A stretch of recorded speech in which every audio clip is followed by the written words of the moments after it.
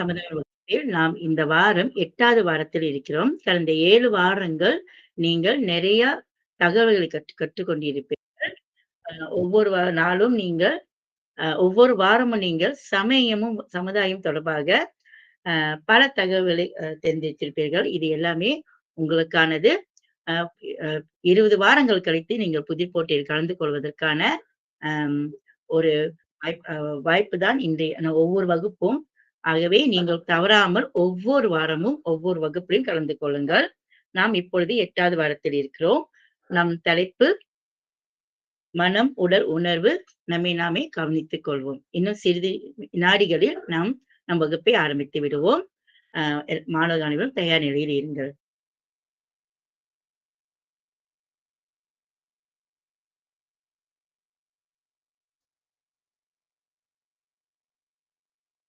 சரி மாணவர்களே, இந்த வாரம் 8 பாடம் 8 தலைப்பு உடல், மனம், உணர்வுகள் நம்மை நாமே கவனித்துக் கொள்வோம். இப்பாட இறுதியில் மாணவர்களாகிய நீங்கள் உடல், மனம், உணர்வுகளைக் கொண்டு சமயத்தின் வழி நம்மை நாமே எவ்வாறு காத்துக் கொள்வது என்று தெரிந்து கொள்வீர்கள்.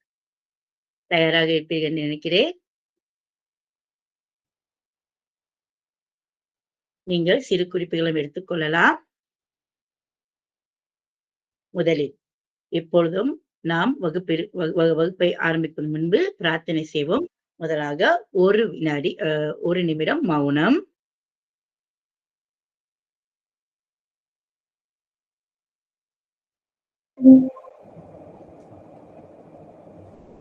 எல்லாரும் கண்களை மூடி மௌனமாக இருங்கள்.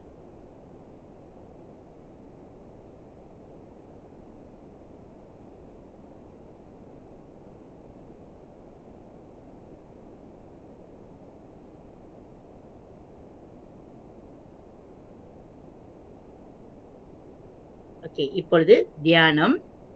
அ மாணவர்கள் அனைவரும் அமைதியாக தியானம் செய்யுங்கள். கண்களை மூடி தியானம் செய்யுங்கள்.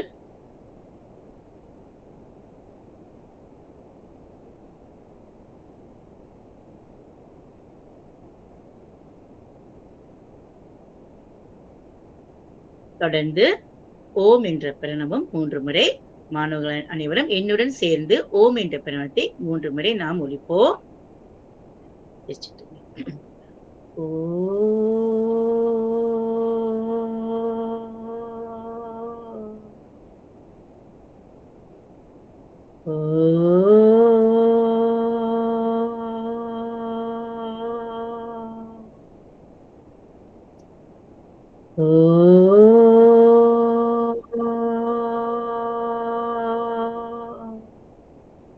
திருச்சிற்றம்பலம்.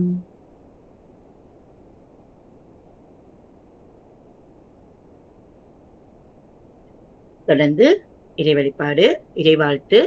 இன்றைக்கு நாம் மாதர் கன்னியானை என்ற தேவாரத்தை பாட உள்ளோம். நான் பாடுகிறேன், நீங்களும் சேர்ந்து பாருங்கள். திருச்சிற்றம்பலம்.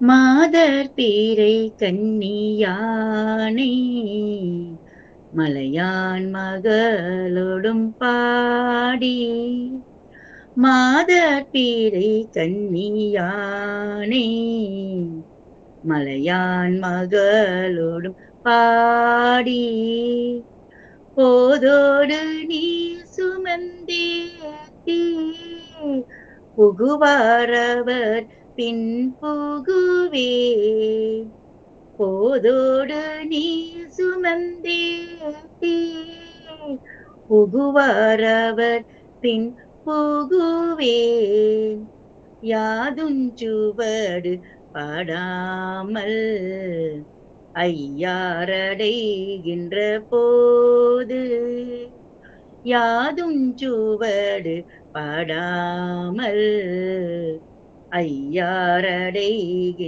போது காதன் மட பிடியோடும் களிறு வருவன கண்டேன் காதன் மட பிடியோடும் களிறுவாறு வன கண்டேன் கண்டேன் அவர் திருப்பாதம் கண்டறியாதன கண்டேன் கண்டேன் அவர் திருப்பாதம் கண்டறியாதன கண்டேன் கண்டேன் அவர் திருப்பாதம் கண்டறியாதன கண்டேன் கண்டேன் அவர் திருப்பாதம் கண்டறியாதன கண்டே.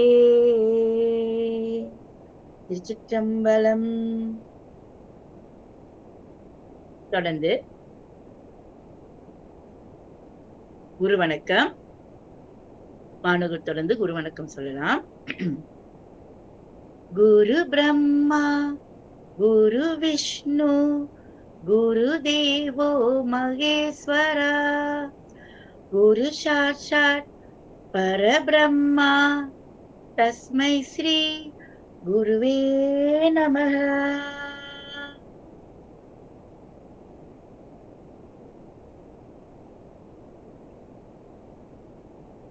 தொடர்ந்து காயத்ரி மந்திரம் 3 முறை ஒலிப்போம்.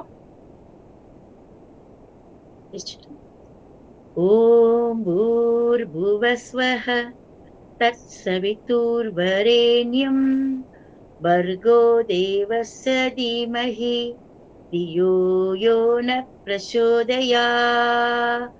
ॐ भूर्भुवस्वः तत्सवितुर्वरेण्यं भर्गो देवस्य धीमहि धियो यो न प्रचोदयात्. ॐ भूर्भुवस्वः तत्सवितुर्वरेण्यं भर्गो देवस्य धीमहि धियो यो न प्रचोदयात्. ॐ शान्ति शान्ति शान्तिः.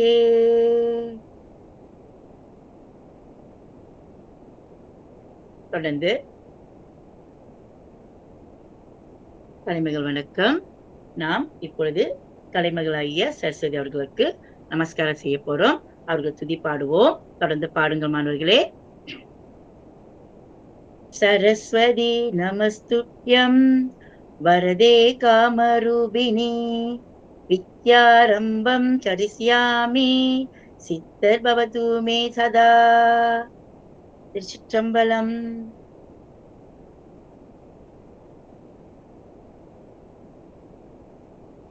தொடர்ந்து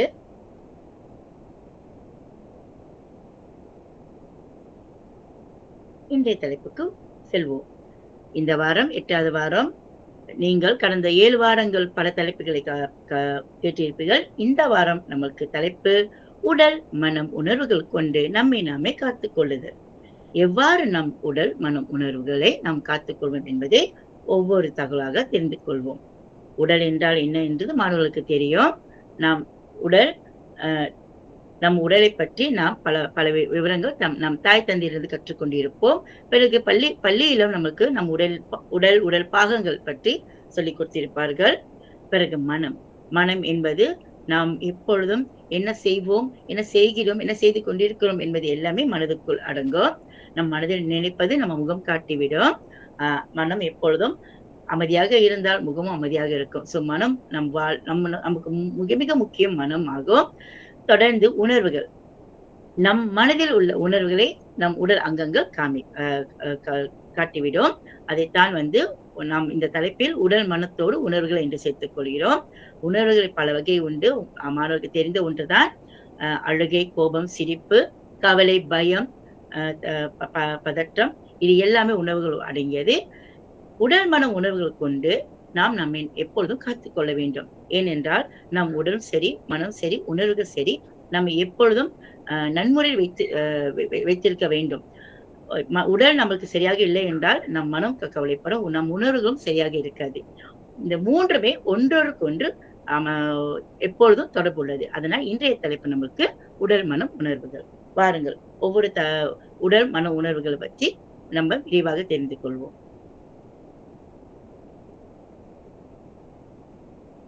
தொடர்ந்து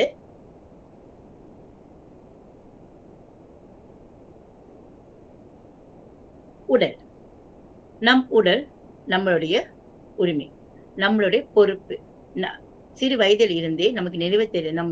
நாம் நம்மை பாதுகாத்துக் கொள்வதிலிருந்தே நம் உடலை நாம் தான் கவனித்துக் கொள்கிறோம்.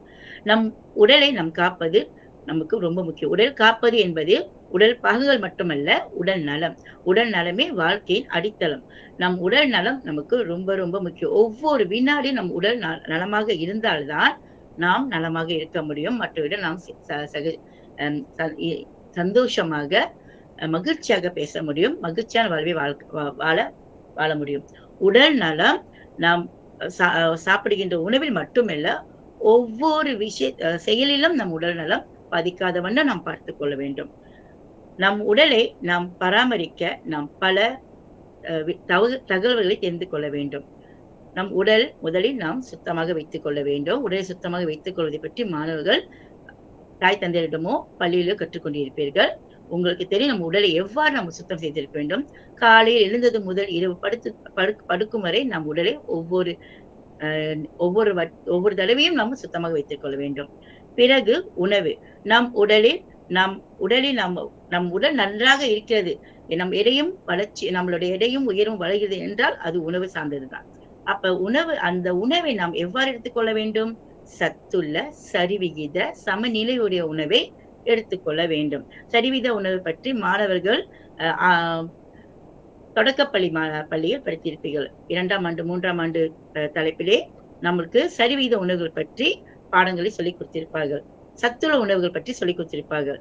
அந்த உணவுகளை நீங்கள் சரியான நேரத்துடன், அதாவது காலை, நண்பகல், மாலை, இரவு என்று சரியான நேரத்தில் நீங்கள் உணவுகளை எடுத்துக் கொள்ள வேண்டும்.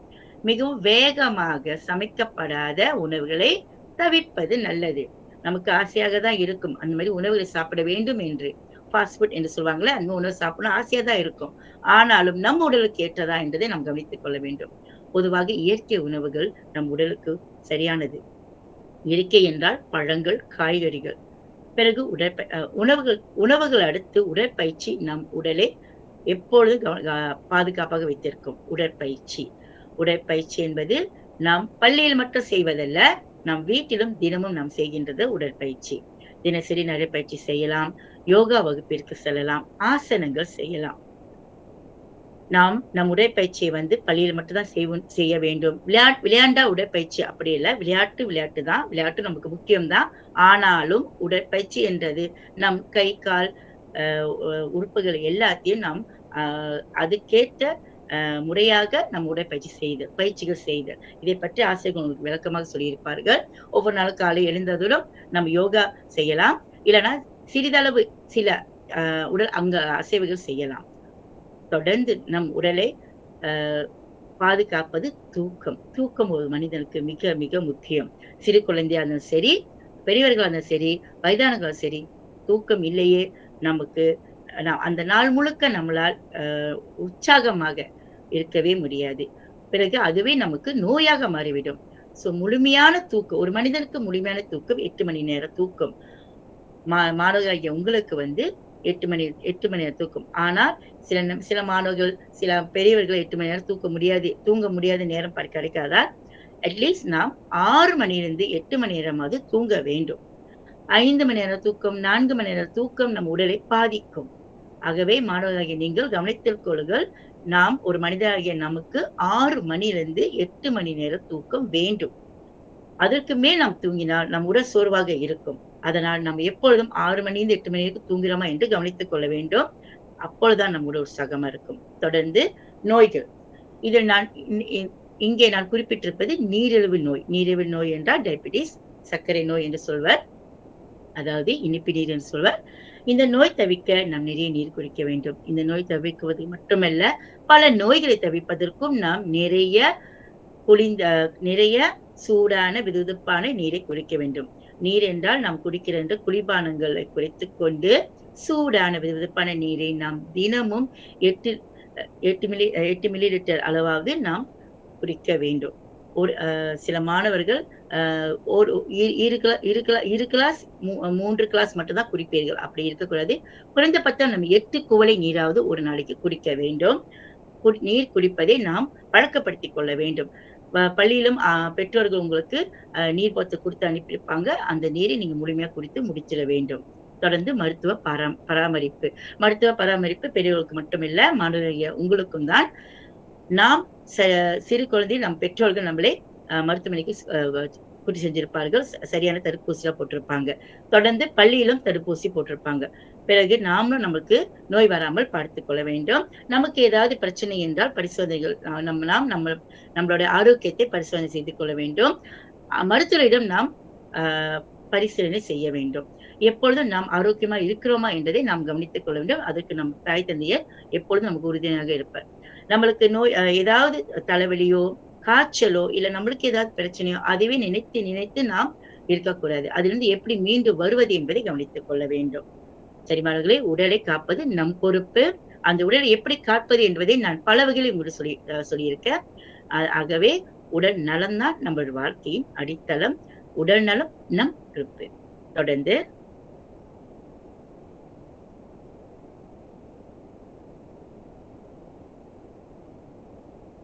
மனம். உடலை பார்த்துவிட்டோம். இப்பொழுது மனம்.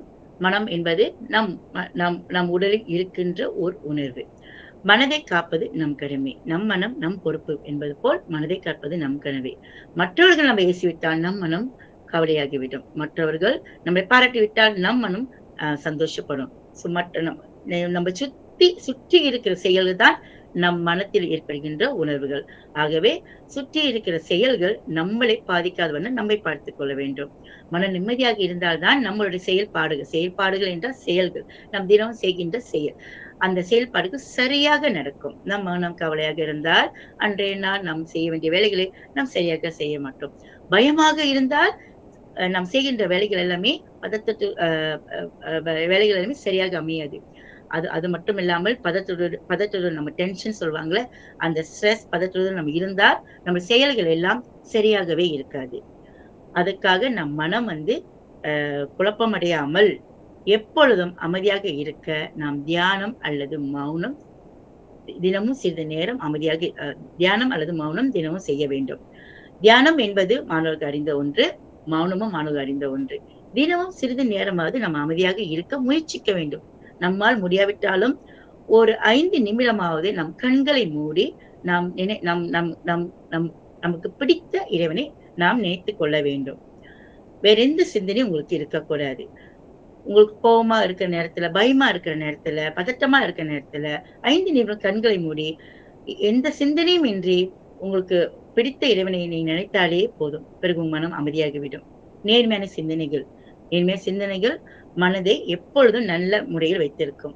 நான் செய்யலாம், என்னால் முடியும், என்னால் இதை நிச்சயம் செய்ய முடியும், என்னால் அப்படி என்ற எண்ணம் உங்களுக்குள் வேண்டும். அந்த நம்பிக்கை உங்களுக்கு வேண்டும். தன்னம்பிக்கை உங்களுக்கு வேண்டும். எதை எடுத்தாலும் முடியாது என்ற சொல் வரக்கூடாது.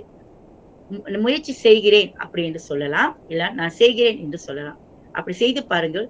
பல தோல்விகள் கடந்தாலும் கண்டிப்பாக வெற்றி நிச்சயம். பிறகு மீதான வேலைகளை நிர்வகித்தல், ஒழுங்காக திட்டமிடுதல். நம்மளுக்கு நிறைய வேலைகள் இருக்கும். மாணவர்கள் உங்களுக்கு நிறைய பாடங்கள் இருக்கும். எஸ்பிஏ மாணவர்களுக்கு கண்டிப்பா நிறைய படிக்க வேண்டிய திட்டங்கள் இருக்கும். தொடக்கப்பள்ளி மாணவர்களுக்கும் அப்படித்தான். பள்ளியில் நம்மளுக்கு பல பயிற்சிகள் கொடுக்கும் பொழுது, போட்டிகள் கலந்து கொள்ளும்போது நம்மளுக்கு நிறைய வேலைகள் இருக்கும். அதை சரியாக நிர்வகிக்க வேண்டும். ஒழுங்காக திட்டமிட வேண்டும். எந்த வேலைக்கு முதலில் உரிமை கொடுக்க வேண்டும் என்பதை நம்ம கவனிக்க வேண்டும். நம்ம பள்ளியில் நம்மள போட்டியில் நம்ம இருக்கிறோம். வீட்டு பாடமும் செய்யணும். பிறகு மேற்கொண்டு நம்ம பிரத்யேக வகுப்புக்கு போறோம்னா எதை நம்ம முதலில் செய்ய வேண்டும் என்றும் நம்ம எதுக்கு நம்ம முன்னுரிமை கொடுக்க வேண்டும் என்பதை நாம் திட்டமிட வேண்டும். அப்படி திட்டமிட்டால் நாம் ஸ்ட்ரெஸ் சொல்லுவாங்களே அந்த குழப்பத்துக்கு உள்ளாக மாட்டோம். பிறகு அதிர்ஷ்டத்தால் மட்டும்தான் நம்மளுக்கு வெற்றி வரும் என்பதை நம்ம ஒரு காலம் நினைக்க கூடாது. நம் முயற்சி தான் நம் வெற்றி. அதிர்ஷ்டம் இருந்தால் நமக்கு வெற்றி கிடைக்கும். நம்ம என்ன செய்தால் நமக்கு வெற்றி கிடைக்காது என்ற எண்ணத்தை தூக்கி போடுங்கள். அதுவல்ல. விடாமுயற்சி தான் வெற்றி தரும். முயற்சி திருவினையாக்கும், முயற்றின்மை இன்மை புகுத்திவிடும் என்ற திருக்குறள் வழியே திருவள்ளுவர் கூறியிருக்கிறார். பிறகு பழமொழியும் இருக்கு. உங்களுக்கு ஆமையும் முயலும் கதையும் தெரியும். சோ முயற்சி தான் நம்மளுக்கு வெற்றியே தவிர அதிர்ஷ்டமோ நம்மளோட சிந்தனையோ நம்மளோட சந்தோஷமோ நம்மளுக்கு வெற்றி அல்ல. சோ மாணவர்களே, எப்பொழுதும் நம் மனதை நாம் பாதுகாப்பாக வைத்திருக்க வேண்டும். ஏன்னா சிறு சிறு மாணவர்கள் உங்கள் மனம் வந்து கவலையா இருந்தா, உங்களால அன்றைய பொழுது சரியாக அமையாது.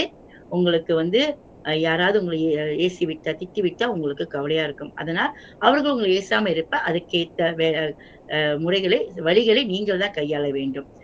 வகுப்பில் பாடங்கள் செய்யும்பொழுதோ, வீட்டில் பாடங்கள் செய்வதோ, மற்றவர்கள் பேசும்போதோ, கரெக்ட்டாக நீங்க சரியாக அமைத்துக் கொண்டால், உங்களை யாரும் ஏசமாட்டார்கள். உங்கள் மனமும் மகிழ்ச்சியாக இருக்கும். உங்கள் முகமும் அகத்தின் அழகு முகத்தில் தெரிவது போல் உங்கள் முகமும் அழகாக மகிழ்ச்சியாக இருக்கும். எப்போதும் நீங்கள் உற்சாகமாக இருப்பீர்கள். தொடர்ந்து நாம் உணர்வுகளை பார்ப்போம்.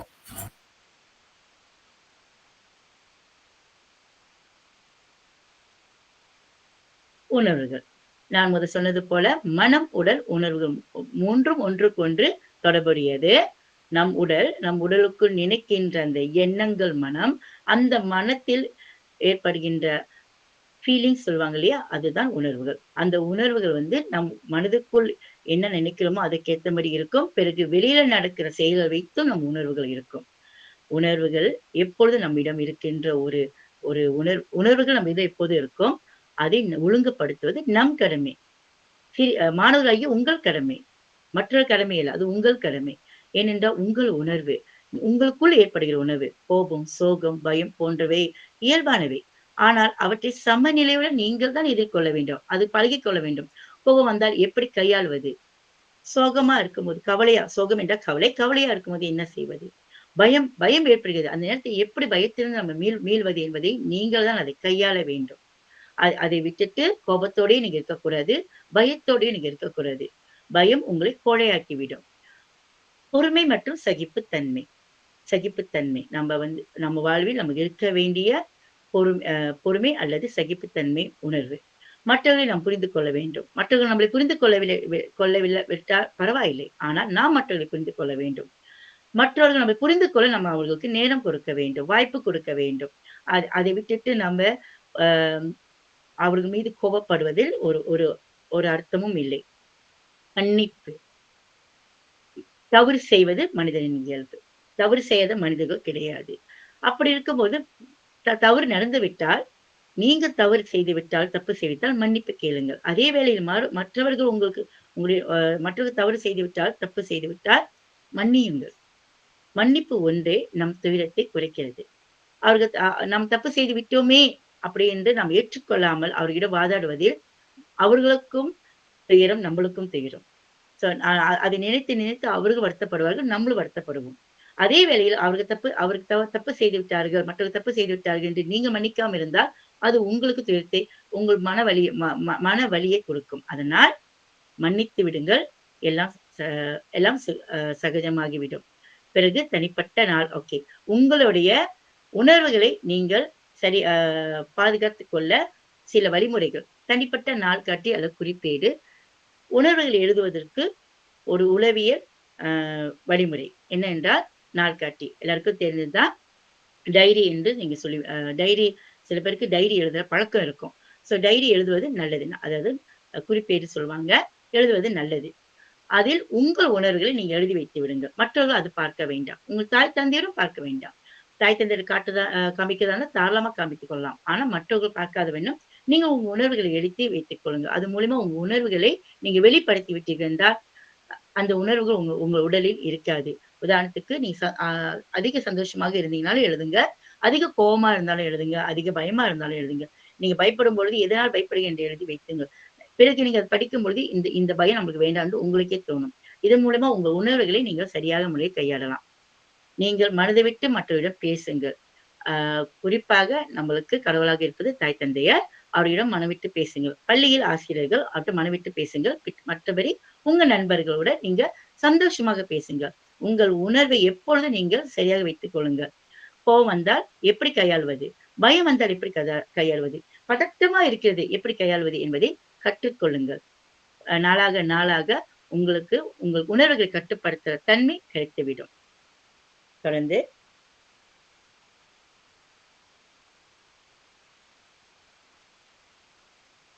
உடல், மனம், உணர்வு. இவை 3ம் நாம் பல வகையில் கா கா கா காத்துக் கொள்ளலாம்.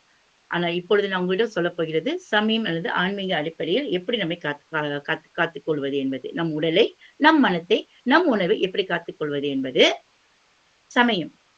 சமயத்தில் வந்து நம் சமயம் ஆன்மீக முறையில் நம்மளுக்கு பல விவரங்கள் தெரியும். திருமறை, திருமறையில் தேவாரம், பஞ்சபுராணம், பிறகு சமய சொற்பொழிவு, பிரார்த்தனைகள், மந்திரங்கள் இவை எல்லாமே நம் உடலை, உணர்வை, மனதை பாதுகாக்கவே. பிரார்த்தனை அல்லது தியானம் நமக்கு மன நிம்மதி கொடுக்கும், நம்பிக்கை கொடுக்கும், நம் உள்ளுக்குள் அமைதி கொடுக்கும். நற்காரியங்களில் ஈடுபடுதல். நற்காரியம் என்றாலே நல்ல காரியங்கள். நல்ல காரியங்கள் என்றால் பிறருக்கு உதவுதல், மற்றவரிடம் அன்பாக பேசுதல், மற்றவரிடம் அன்பு செலுத்துதல், மற்றவர்களுக்கு வந்து நாம் எதுவும் தீங்கு செய்யாமல் இருத்தல். இது எல்லாமே நற்காரியங்கள். தெய்வ நம்பிக்கையுடன் வாழ்க்கையை எதிர்கொள்வது. இது பயத்தை குறைக்கும். உங்களுக்கு பயம் அதிகமாக இருந்தால் நீங்க நினைத்துக் கொள்ள வேண்டிய ஒரே விஷயம் கடவுள். கடவுளை நீங்க நினைத்துக் கொண்டு அவருடைய மந்திரங்கள் நீங்கள் ஒப்புவித்தால் கண்டிப்பாக உங்க பயம் குறையும். தெளிவான முடிவை நீங்க எடுப்பீர்கள். பவித்திர ஆசரணங்கள். உதாரணமாக விரதம் எடுப்பது, வேதம் படிப்பது, பாரம்பரிய நூல்களை படிப்பது, தூய்மையாக இருப்பது, இந்த மாதிரி தூய எண்ணங்கள் இது எல்லாமே இது எல்லாமே நம் உடலை, நம் மனதை, நம் உணர்வுகளை பாதுகாப்பது ஆகும். மாணவர்கள் கோயிலுக்கு சென்றாலே உங்கள் மனம் அமைதியாகிவிடும். பிறகு திருமுறை பாடி சமய சொற்பொழிகள் கேட்டாலே உங்கள் மனம் அமைதியாக ஆயிடும். உங்கள் உடலை நீ சுத்தமாக வைத்துக் கொள்ள வேண்டும். அதே சரி உங்க உணர்வுகளையும் நீங்க அமைதியாக வைத்துக் கொள்ளலாம். தொடர்ந்து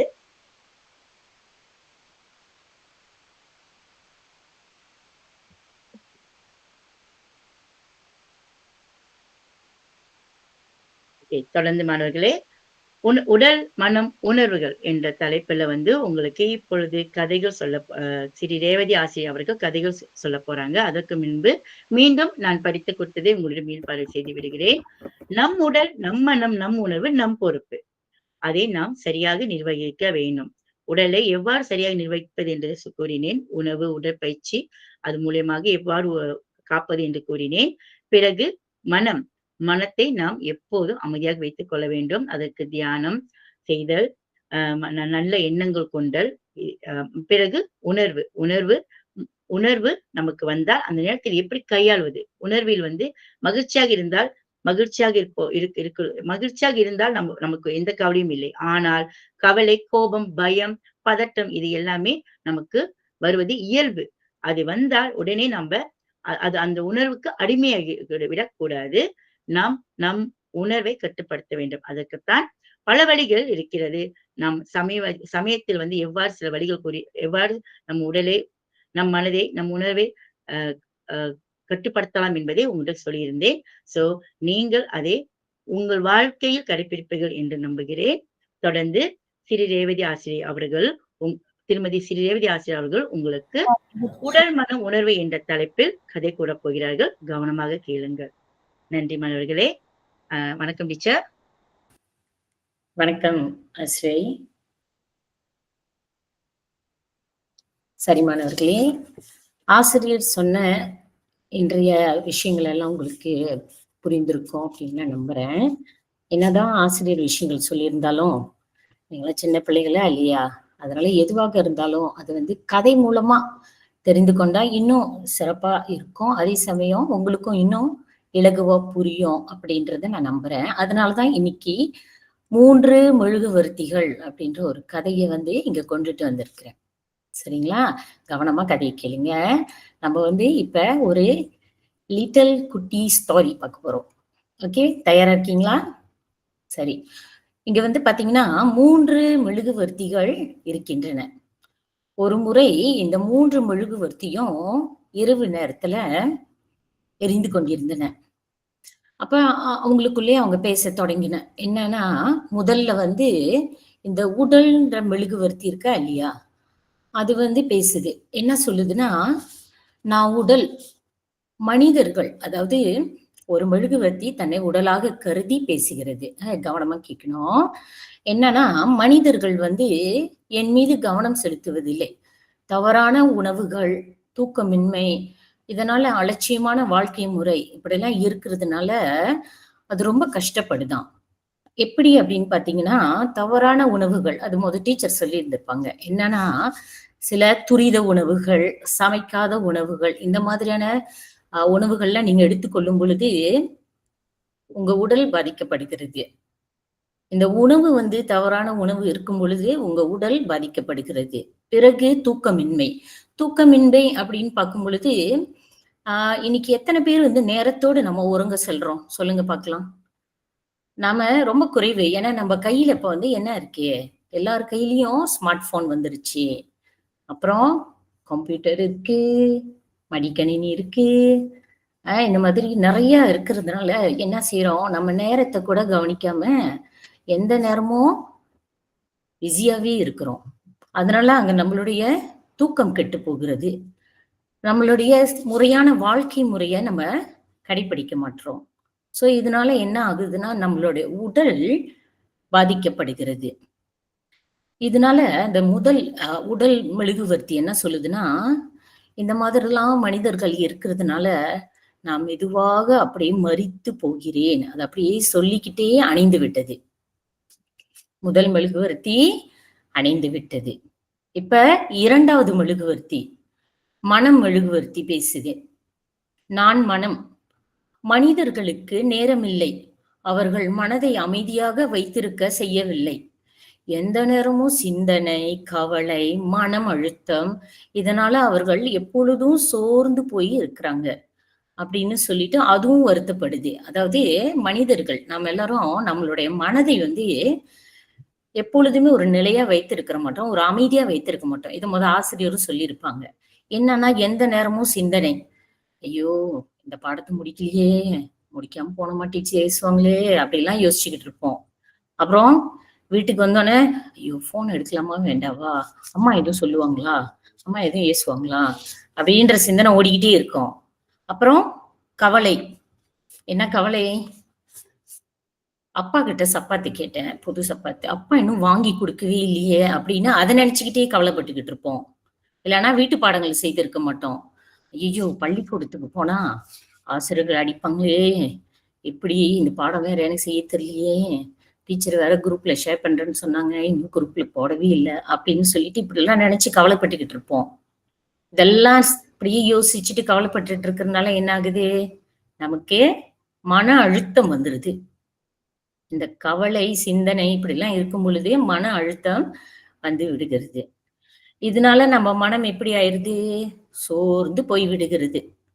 இப்படி மனம் மெழுகுவர்த்தி சோர்ந்து போன உடனே அதுவும் என்ன ஆகிறது? அதுவும் அணைந்து போய் விட்டது. இப்ப மூன்றாவது மெழுகுவர்த்தி உணர்வு. அது என்ன பேசுதுன்னா, பயம், கோபம், வெறுப்பு எல்லாம் ஆட்சி செலுத்துகிறது. என்னால தாங்கவே முடியல என்று சொல்லி அதுவும் இருண்டு விட்டது. இருண்டுச்சுன்னா என்ன அர்த்தம்? அணைந்து விட்டது. இப்படி 3 மெழுகுவர்த்தியும் அணைந்த உடனே இதெல்லாம் கவனித்துக் கொண்டிருந்த ஒரு சிறுவன் என்ன செய்யறான்? அழத் தொடங்கி விட்டான். அழுகுறான். எப்படி இதெல்லாம் அணைஞ்சிருச்சு அப்படின்னு சொல்லிட்டு. நீங்களா இருந்தாலும் அப்படித்தானே? இரவு நேரத்துல மெழுகுவர்த்தி ஏற்றி வைத்துட்டு பிறகு அது அணைஞ்சிருச்சுன்னா நம்ம பயம் வருமா இல்லையா? அழுவுமா இல்லையா? அது மாதிரி இவர் அழுது கொண்டிருக்கிற நேரத்துல 4வதாக ஒரு மெழுகுவர்த்தி அவனிடம் மௌனமாக பேசியது.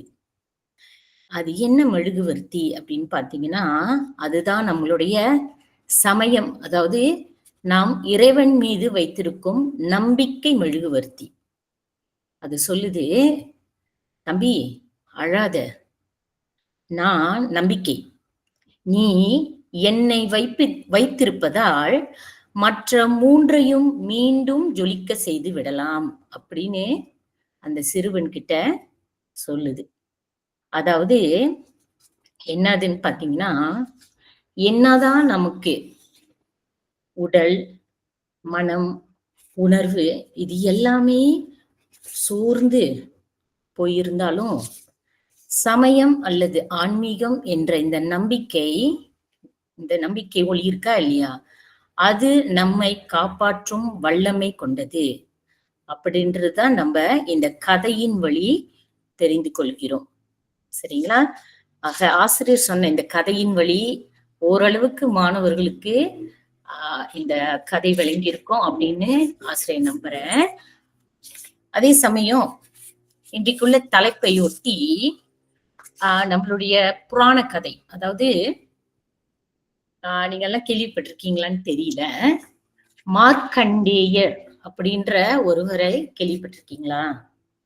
எப்படி இவர் உடல், மனம், உணர்வுகள் இவை எல்லாத்தையும் சமயத்தின் பால் கொண்டு எப்படி இவர் வென்றார், அதாவது மரணத்தையே வென்றவர் இவர் எப்படி வென்றார் அப்படின்ற ஒரு கதையை தான் நாம இன்னைக்கு பார்க்க போறோம். சரிங்களா?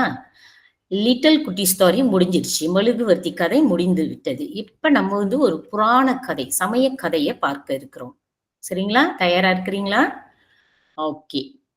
இப்ப நீங்க பாத்தீங்கன்னா இன்றைக்கு மரணத்தையே வென்ற மார்க்கண்டேயன் அப்படின்றவரை பற்றிய வரலாறு தான் நம்ம பார்க்க போறோம்.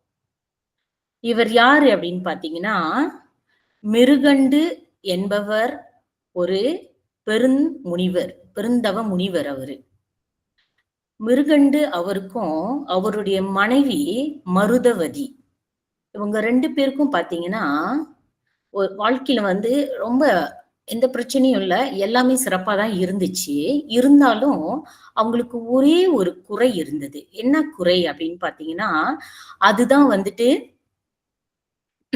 புத்திர பேரு இல்லாமை, அதாவது குழந்தை பேரு இல்லாமை தான் அவங்களுக்கு ரொம்ப ஒரு பெரிய குறையா இருந்துச்சு வாழ்க்கையில. எல்லாமே இருக்கு, ஆனா எனக்கு குழந்தை மட்டும் இல்லையேன்னு சொல்லிட்டு பெரும் கவலையா இருந்தாங்க. சோ இந்த மாதிரி பெரும் கவலையா இருந்த இவர்கள் என்ன செய்தாங்க அப்படின்னு பாத்தீங்கன்னா, 2 பேருமே ஒரு நாள் காசிக்கு புறப்பட்டு போறாங்க. காசி யார் இருக்கிற இடம் தெரியுமா உங்களுக்கு? நம்மளுடைய காசி விஸ்வநாதர், சிவபெருமான் இருக்கக்கூடிய இடம். அங்க போறாங்க. அங்க போய் அவங்க என்ன செய்யறாங்க அப்படின்னு பாத்தீங்கன்னா, மணிகர்ணிகை எனும் ஆற்றில் நீராடுறாங்க. அங்க போய் நீராடிய பிறகு சிவபெருமானை நினைத்து ஓராண்டு காலம் தவம் இருக்கிறாங்க. ஏன்னா நம்மளுடைய மிருகண்டு இருக்கிறார்ல, முதல்ல சொன்னனா இல்லையா, அவர் பெருந்தவ முனிவர் சொன்னனா இல்லையா, அவர் ஒரு சிவபக்தர். அதனால அவங்களுக்கு இந்த குறை இருக்கிறதுனால சரி, நம்மளுடைய சிவபெருமானை நினைத்து நாம தவம் புரிஞ்சு ஏதாவது கேட்போம், நம்மளுடைய இறைவன் கொடுப்பாரு அப்படின்னு ஒரு நம்பிக்கையில அவங்க என்ன செய்யறாங்க, இறைவனை ஆற்றில் நீராடி விட்டு பிறகு ஓராண்டு காலம் என்பது ஓராண்டு, ஒரு வருஷம் கடும் தவம் இருக்கிறாங்க. நம்மளுடைய சிவபெருமான் பாத்தீங்கன்னா, வேண்டுவார் வேண்டிய வண்ணம் வரமருளும் சிவபெருமான், இதுதான் அவருடைய வேலை. அவரு ஏன்னா யாராவது அவரை நோக்கி நினைத்து இப்படி மனமுருகி ஏதாவது நினைத்து தவம் புரிஞ்சுக்கிட்டு இருந்தாங்கன்னா அவர் ரொம்ப சந்தோஷமாயிருவாரு. ஏன்னா அவரை பத்தியே நினைச்சிட்டு இருக்காங்களே, அதனால அவர் ரொம்ப சந்தோஷமாயிருவாரு. அதனால யார் என்ன வேண்டி கேட்டாலும் அது பிரகாரமே அவரு அந்த வரத்தை கொடுத்து விடுவார். இந்த மாதிரி பாத்தீங்கன்னா இவங்க 2 பேரும் ஒரு வருஷம் தவம் இருக்கிறாங்க. அப்ப இவர்களின் தவத்தில் மகிழ்ந்து சிவபெருமான் என்ன செய்யறாரு, அவங்க முன்னுக்கு வராரு. இது நமக்கு தெரிந்தது தானே. சிவபெருமான் எப்பொழுதுமே பக்தர்கள் மீது மிகுந்த அன்பு கொண்டவர். உண்மையான தவத்தோடு இருக்கும் பொழுது சிவபெருமான் என்ன செய்யறாரு, இவர்கள் முன்னுக்கு தோன்றி காட்சி கொடுக்கிறார். அப்ப கேட்கிறாரு, மிருகண்டா, உன் தவத்தில் மனமகிழ்ந்தேன், உனக்கு என்ன வர வேண்டும் என்று கேட்கிறாரு. இவங்க 2 பேரும் என்ன செய்யறாங்க, இறைவனை போற்றி வணங்குறாங்க. இறைவா, எனக்கு புத்திர பேரு வரம் வேண்டும் அப்படின்னு கேக்குறாங்க. அதாவது குழந்தை தானே இல்ல அவங்களுக்கு, அதுதானே குறையா இருந்தது. அதனால இறைவன் கிட்ட அவங்க என்ன கேக்குறாங்க, எனக்கு குழந்தை வரம் கொடுங்க அப்படின்னு சொல்லிட்டு கேக்குறாங்க. இத கேட்ட உடனே சிவபெருமான் என்ன செய்யறாருன்னா, ஒரு புன்னகை, ஒரு சிரிப்பு அவருக்கு. அப்படியா, சரி மிருகண்டா, உனக்கு தீய குணங்கள், செவிடு, குருடு, ஊமை, பலவியாதி போன்றவை கொண்ட 100 வயது கொண்ட மகன் பிள்ளை வேண்டுமா? அல்லது மகா அழகான, ரொம்ப அழகா, சகல கலைகளையும் கற்று வல்லவனாய், மேலும் என்மேல், அதாவது சிவபெருமான் மீது பக்தி கொண்ட 16 வயது கொண்ட புத்திரன் வேண்டுமா அப்படின்னு கேட்கிறாரு. என்னன்னா, இங்க சிவபெருமான் என்ன கேட்கிறாருன்னா, 100 வயது கொண்ட பையன், அதாவது அவங்ககிட்ட ஆனா நிறைய கெட்ட குணங்கள் இருக்கும். ஆனா அவனுக்கு வந்து சூடா இருப்பான், குருடு, கண்ணு தெரியாது, வாய் பேச முடியாது, உடல்ல பல வியாதிகள் இருக்கும். ஆனா அவன் 100 வயது வரை இருப்பான். அந்த மாதிரி பையன் வேணுமா?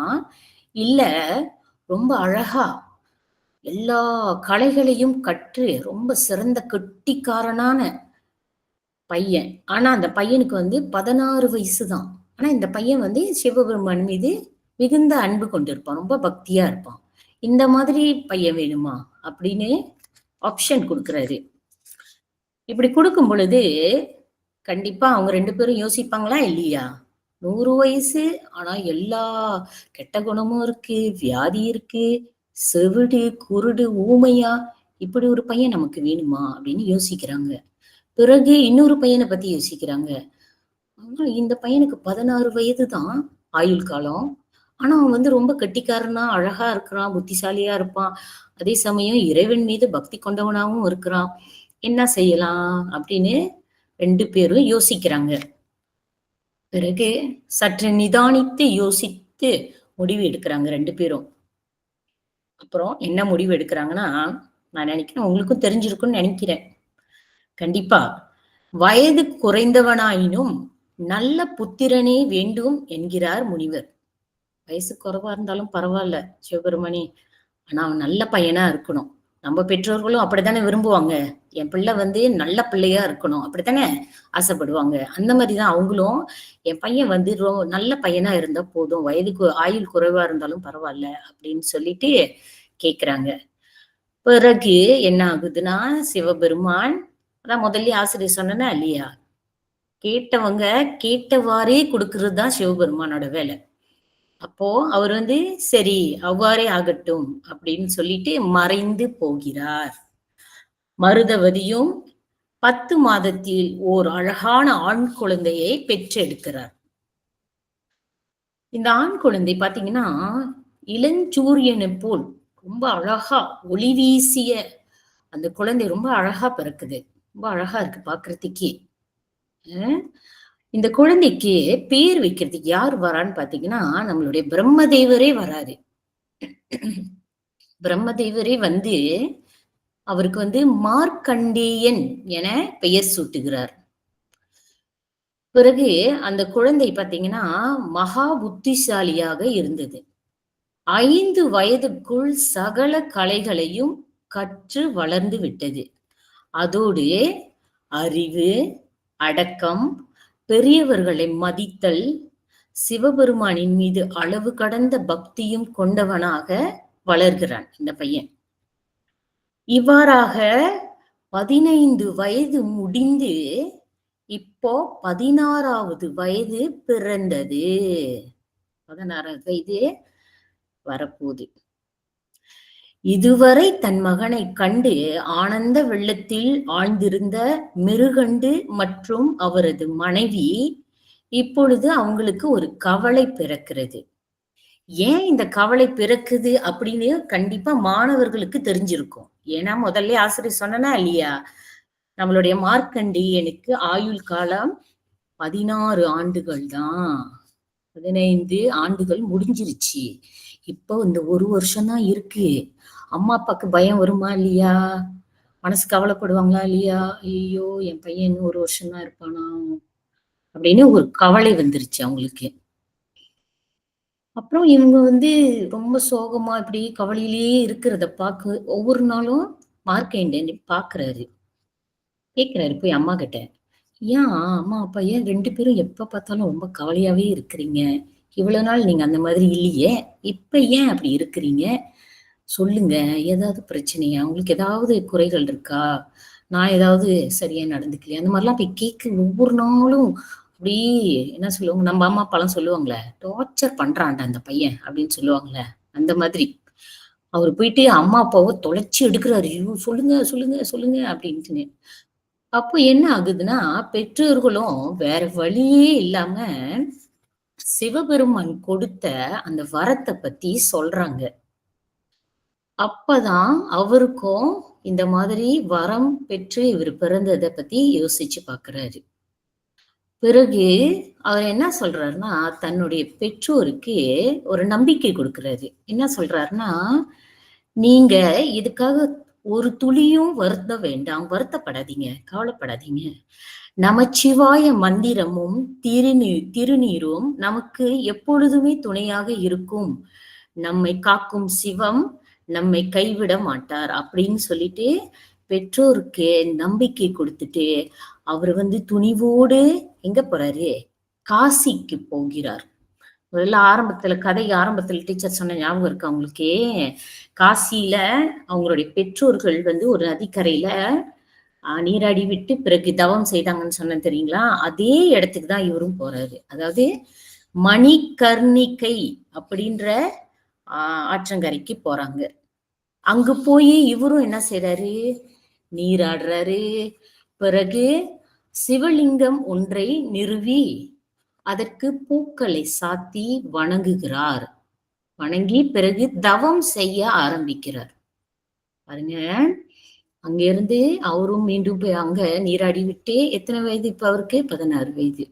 அவர் போய் அங்க ஆற்றுல நீராடி பிறகு சிவபெருமான் லிங்கத்தை ஒன்று அங்க அவர் முன்னுக்கு வைத்து பூக்கள் எல்லாம் போட்டு தினமும் வணங்குறாரு. பிறகு இவரும் சிவபெருமானை நோக்கி தவம் செய்ய ஆரம்பித்து விட்டார். இவ்வளவு நேரம் ஆசிரியர் கதை சொன்னேன். என்ன அது டீச்சர் சொன்ன கதையில எங்கேயுமே மனம் சம்பந்தமாவும் உணர்வு சம்பந்தமாவும் பிறகு உடல் சம்பந்தமா எதுவுமே வரலன்னு நீங்க யோசிக்கலாம். இப்ப ஆசிரியர் சொல்றேன், கவனமா கேளுங்க.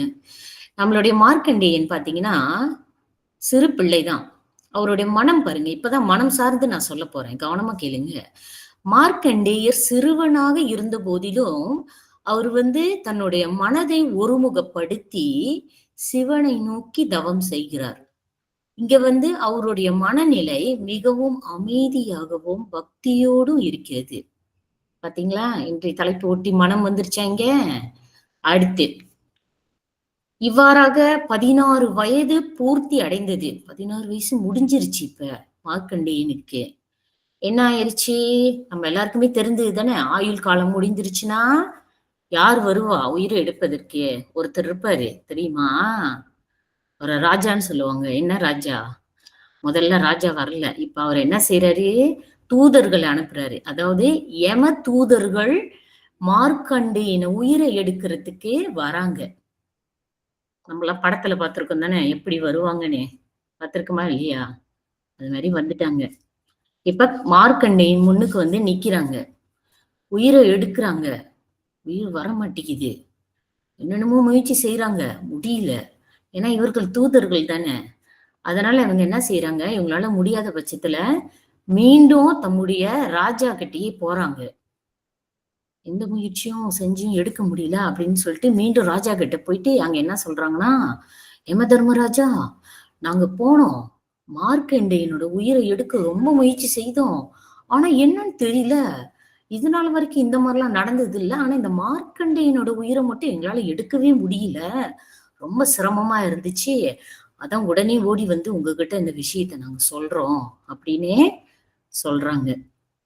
பிறகு யம தர்மராஜா யோசிக்கிறாரு, என்னடாது எப்போதும் சுலபமா முடிகிற வேலை என்ன இன்னைக்கு கொஞ்சம் கஷ்டமா இருக்கு, சரி நானே போய் பாக்குறேன் அப்படின்னு சொல்லிட்டு அவரே நேரா வர்றாரு. அவரே நேராக மார்க்கண்டேயன் முன்னாடி நிக்கிறாரு. நம்ம எல்லாத்துக்கும் தெரியும்ல, யம தர்மர் வந்தாலே அவர் கையில ஒரு கயிறு வச்சிருப்பாரு. அவர் வரும்போது அவரோட வாகனம் பார்த்திருக்கிறீங்களா, எருமை மீதுதான் வருவாரு. கருப்பா இருக்கும் எருமை, நல்லா நீண்ட கொம்புகள் கொண்டு இருக்கும் அந்த எருமை. அது மேலதான் வருவாரு. கையில ஒரு கயிறு மாதிரி ஒண்ணு வச்சிருப்பாரு, கருப்பா இருக்கும் அந்த கயிறு. அந்த கயிறு தான் பாசக்கயிறு அப்படின்னு சொல்லுவாங்க. அதுதான் மனிதனோட உயிரை எடுக்கக்கூடிய கயிறு. அங்கேருந்து நேரா வந்து நம்மளுடைய மார்க்கண்டேயின் மேல அந்த கயிறை வீசுறாரு. வீசி எடுக்கிறாரு, முடியல. என்னென்னமோ பண்றாரு. அவராலையும் உயிரை எடுக்கவே முடியல. இந்த இடத்துல நாம உணர்வுகள் பத்தி ஆசிரியர் இங்க சொல்ல போறேன். முதல்ல ஆசிரியர் மனதை பத்தி சொல்லிட்டேன். மார்க்கண்டேயன் மனதை ஒருநிலைப்படுத்தி தியானத்துல இருக்கிறாரு. இப்ப உணர்வுகள் பத்தி சொல்ல போறேன், கவனமா கேளுங்க. மரணமே வந்த போதும் நம்மளுடைய மார்க்கண்டேயன் பாத்தீங்கன்னா பயப்படவே இல்லையே. யமன் அவரை அழைக்கிறாரு, வந்துரு மார்க்கண்டேயா, உன்னோட ஆயுள் காலம் முடிஞ்சிருச்சு, என் கூட வந்துரு அப்படின்னு கூப்பிடுறாரு.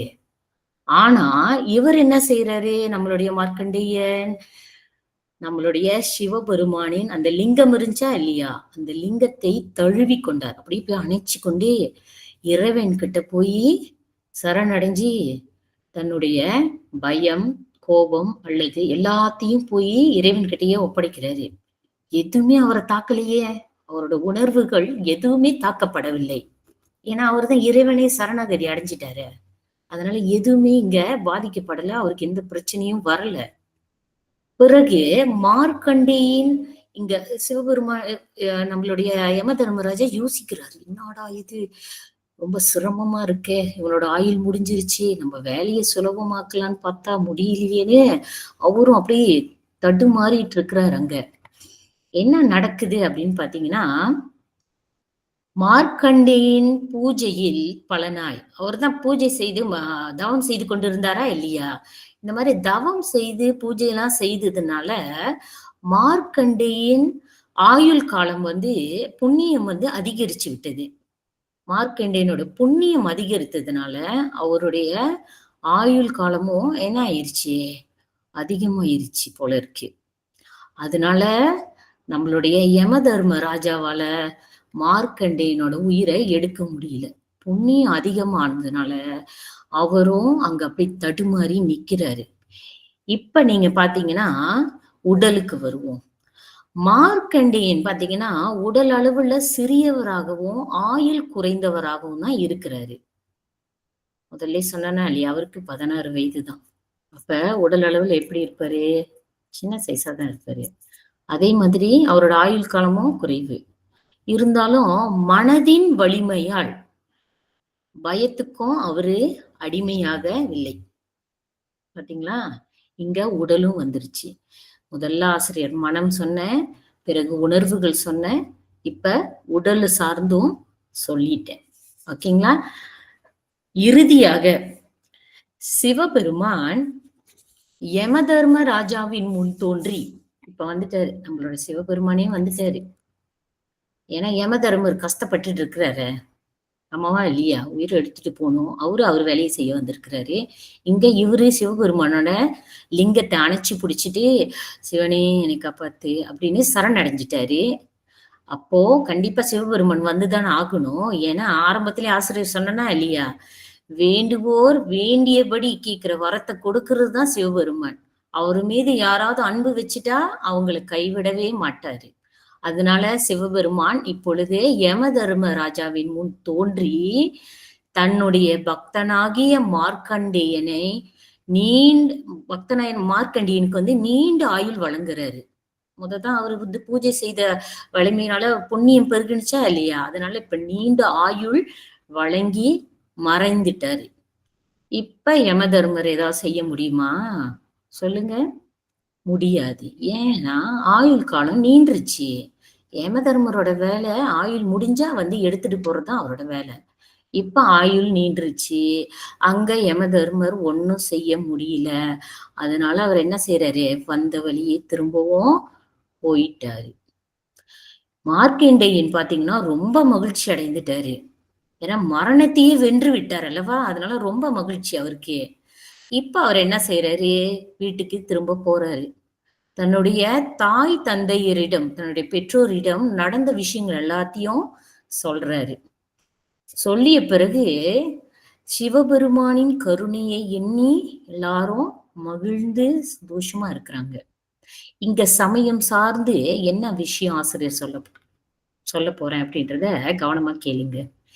எவர் ஒருவர் இறைவனை முழுமையாக நம்பிட்டாங்களோ அவங்களுக்கு மரணத்தை கூட அவங்க ஜெயித்துருவாங்க. எப்படின்னு பாத்தீங்கன்னா நம்மளுடைய மார்க்கண்டேயர் மாதிரி. அதாவது இறைவனை முழுமையாக நம்பிய மார்க்கண்டேயர் இறுதியில் சிவபெருமானால் பாதுகாக்கப்படுகிறார். யமனை வென்று நீண்ட ஆயுள் பெற்று மரணத்தையே ஜெயித்தவர் என பெயர் வாங்கிட்டார். இவர்தான் மரணத்தையே ஜெயித்தவர். அது ஆரம்பத்திலேயே ஆசிரியர் சொல்லியிருப்பேன், மரணத்தை வென்ற மார்க்கண்டேயர் அப்படின்னு. அந்த மாதிரி சமயம் சார்ந்து விஷயத்தையும் இப்ப ஆசிரியர் சொல்லிட்டேன் பாருங்க. நம்ம தலைப்பை ஒட்டி உடல், மனம், உணர்வு, பிறகு சமயம், இது எல்லாத்தையும் சேர்த்து ஆசிரியர் இந்த கதையை உங்களுக்கே சொல்லிட்டேன். இங்க பாத்தீங்கன்னா இந்த கதையிலிருந்து நாம தெரிந்து கொள்ள வேண்டிய விஷயம் என்னன்னு பாத்தீங்கன்னா, எப்பொழுதெல்லாம் உடல் சக்தி, அதாவது சக்தி இல்லாமல் மன வலிமை குன்றி இருக்கிற நேரத்துல இந்த ஆன்மீகம், அதாவது சமயம் என்ற நம்பிக்கை நம்மை எப்பொழுதுமே உயர்த்த வரும். நம்மளை சமநிலை படுத்துவதற்கும் வரும். எப்பொழுதும் உங்களுக்கு பயம், சோகம், கவலை, இந்த மாதிரி உடல் சரியில்லை, மனம் சரியில்லை, உணர்வுகளும் கொஞ்சம் தடுமாறுது, அப்படிலாம் இருந்தீங்கன்னா ஒன்னும் பயப்படாதீங்க. நேரா போய் இறைவன் கிட்ட, நம்ம எங்க போலாம், வீட்டுல சாமி கும்பிடுறோம், அங்க போய் இறைவன் கிட்ட நீங்க முறையிடலாம். அல்லது கோவிலுக்கு போகலாம். அங்க போய் உங்களுக்கு இருக்கக்கூடிய மன கஷ்டம், உணர்வுனால என்ன உங்களுக்கு ரொம்ப பயமா இருக்கா, சோகமா இருக்கா, கவலையா இருக்கா, பிறகு உடல் சோர்வா இருக்கா, எல்லாத்தையும் போய் இறைவன்கிட்ட சொல்லுங்க. அவர்கிட்ட சரண் அடைஞ்சிருங்க. எல்லாத்தையும் இறைவன் காது கொடுத்து கேட்பாரு. கேட்டுட்டு நீங்க வேண்டிய பிறகு பாருங்களேன், உங்களுக்கு ஒரு மன வலிமை வரும், தன்னால வரும். நீங்களே யோசிப்பீங்க, முதல்ல நான் ரொம்ப சோர்வா இருந்தேன், கவலையா இருந்துச்சு, இப்ப எனக்கு ஒரு தைரியமா இருக்கு. யாராவது ரூபத்துல கடவுள் ஏதாவது ஒரு நம்பிக்கை வார்த்தைகள் சொல்லுவாரு, ஏதாவது ஒரு பாடல் மூலமா நமக்கு ஏதாவது ஒரு விஷயத்த சொல்லுவாரு, மெசேஜ் எப்படியாவது சேரும் உங்களுக்கு. விளங்குதுங்களா? அதனால எது எப்படியா இருந்தாலும் கடைசியில இறைவனை மட்டும், அவருடைய மீது நம்பிக்கை வைப்பதை மட்டும் தவறி விடாதீங்க. முழுமையான நம்பிக்கை வைத்து அவரை சரண் அடைந்தீங்கன்னா கண்டிப்பா இறைவன் நம்மளை கைவிட மாட்டார் என்று கூறி ஆசிரியர் இந்த கதை நேரத்தை முடித்துக் கொள்கிறேன். மாணவர்களே, கதை உங்களுக்கு பிடித்திருக்கும் நம்புறேன். நன்றி மாணவர்களே.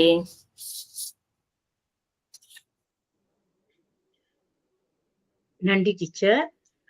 சரி மாணவர்களே, இவ்வளவு நேரம் நீங்க உடல், மனம், உணர்வு நம்மை நாமே கவனித்துக் கொள்வது எப்படி என்ற சில தகவல்களை அறிந்தீர்கள்.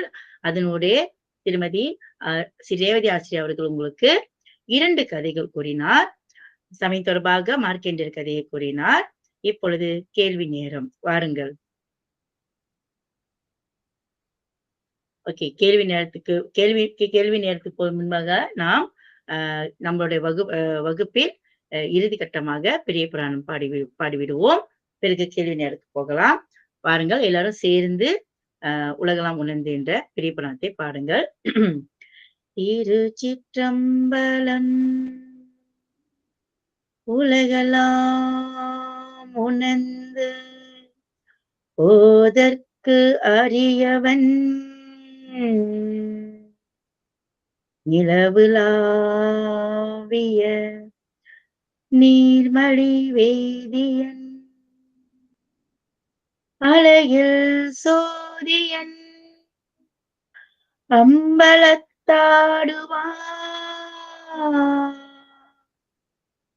மலர் சிலம்படி வாழ்த்தி வணங்குவாம்.